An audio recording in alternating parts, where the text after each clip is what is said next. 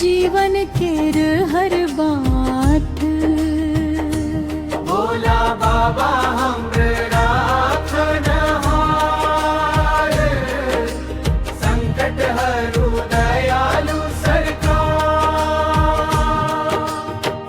कैलाश पर्वत पर सिंहासन, जत संबहे गंगाधार।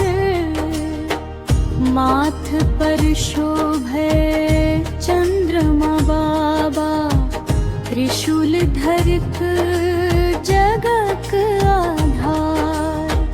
डमरू बाजे नंदी नाचे, देव सब गावे जय जयकार। भोला बाबा मेरा राखनहार,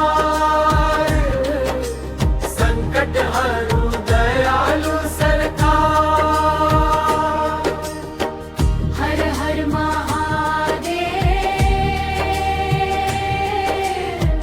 जय जय भोलेनाथ।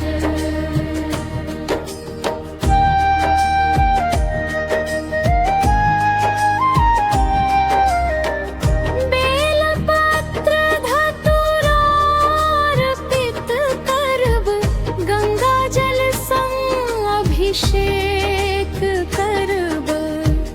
निर्मल मन सन नाम जपैत, अहक चरण में शीश नवाएब।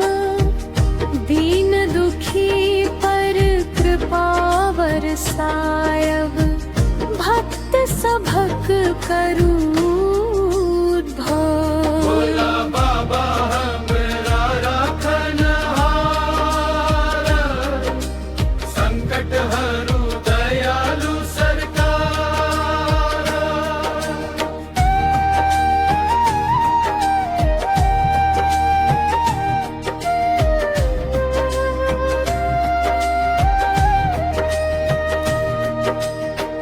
कोसी कमला गंगा किनार, गूंजे शिवक पावन नाम। मिथिला धरती धन्य भगेल, जग में बढ़ल अहाँक मान। घर घर दीप जलैत रहे, हरदम हो महादेवक गान। भोला बाबा हमरा राखनहार, संकट हरू दयालु सरकार। हर हर महादेव, जय जय भोलेनाथ।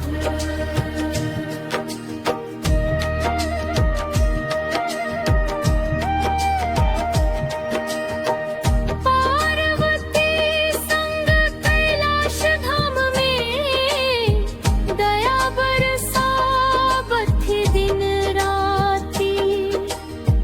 सच्चा मन सजे कियो बोले, पूरा करथी ओकर हर बात। भस्म रमौने नीलकंठ बाबा, त्रिपुरारी जगत तरणहार।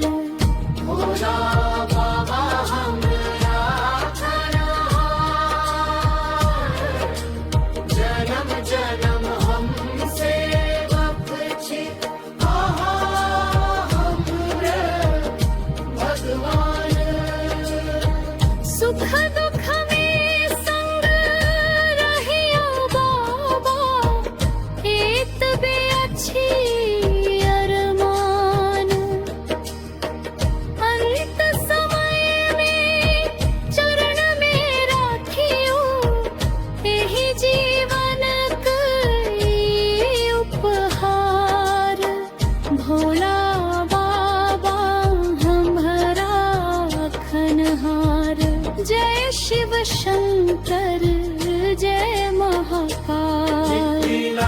कीर्ति